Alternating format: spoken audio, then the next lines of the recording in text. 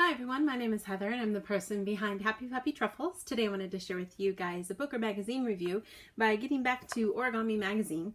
I was away on vacation for a little bit, so I missed out on a couple of the issues and I apologize for that, but I'm back here now and I can get access to it again. So today I thought I'd share with you guys the most recent one, which is for September, and this is the issue 517 of the series. And September is not a particularly exciting month in Japan and Japanese culture. We do sometimes have like a moon festival, but there's nothing really for that so much in this one. We've got lots of trucks and cars, and there's a couple little bunnies for the full moon and things like that, and some fun little projects. So I thought I'd show you guys some of the stuff that was in here that I thought was a lot of fun to make. The Cars series was a lot of fun. I just picked one to share with you guys today, but this is the motorcycle that was in this series. And this is by Yukihiko Matsuno. And it was a pretty challenging, fun project. I'm showing it to you backwards, excuse me. You can see his the folds there on the wheels. But it's pretty cool and makes good use of a double colored sided paper. So if you had some that was black and red, that would have even been better, because then you'd have some black wheels. That would be kind of cool.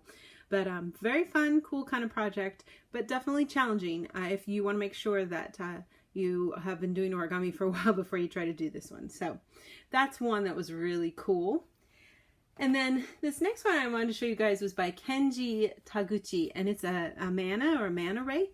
And when you look at it, it just seems so simple. But then you see his teeth and these little teeth, or whatever, they're not really teeth, I don't think, but these little guys, when you look at them like from underneath and stuff, and you get this right angle, it looks exactly like a mana ray. It's so cool. And then you can have some fun curling up the edges here and kind of curving his body a little bit too. But so it's more kind of like a paper sculpting project really than anything. But I thought the results were just so neat when you look at it like that. Very cool project. So very simple, but very fun. Then on the not so simple side of things, we have a rose. And this is by Hiromi Takagi. And this is nice in the sense that it comes from just one sheet of paper. You get both the petals, and the rose and the leaves. And it's a pretty complex origami, has a lot of folding. You can see this particular paper I was using has sort of a finish on it. It really shows folds a lot. So you can see a lot of crease marks on there. And I use double-sided paper of pink and red to kind of create this pretty little thing. But certainly a fun project. Very rewarding when you finish it. I like origami that's like that, where when you're done, you're like, sweet, yes, it worked and it looks good and it's cool. So that was one of these for sure. So I could see, even though it was challenging, wanting to try again and make a few to decorate around my house. So and then the last one I thought I'd share with you guys today is this really cute, I guess you could call it a modular piece, because there are two pieces that come together. It's this cute cube box, and it really is a great one to use if you have double-sided paper. My paper is this green and then this black and white pattern, floral, traditional pattern, and then the purple with the same kind of thing on it. And it just turns out really cool. The folding also is very satisfactory. It's a lot of fun, not too complicated to figure out. Some stages in the direction in the magazine were a little confusing when you bend down and fold down the side flaps. But once you can figure that part out, it pieces together really well. It's very sturdy, and it creates a really cool effect. And you could have so much fun playing with different paper patterns to create something.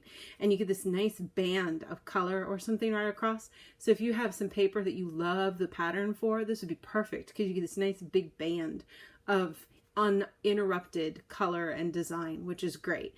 Usually you don't get that. You always have something interrupting it. So if you have any character origami or something like that, perfect for that for sure. So I had a lot of fun with this issue. I thought there were some fun, challenging pieces, so I would recommend it for you guys if you are interested. It's great because Origami Magazine from the Nippon Origami Association, or NOA, do ship internationally. So if you're interested, it can be a great gift for people. Check it out, and I'll have a link to that in the description below, and I'll have some more fun things to share with you guys coming up, so check for that. Thanks again always so much for watching. Bye.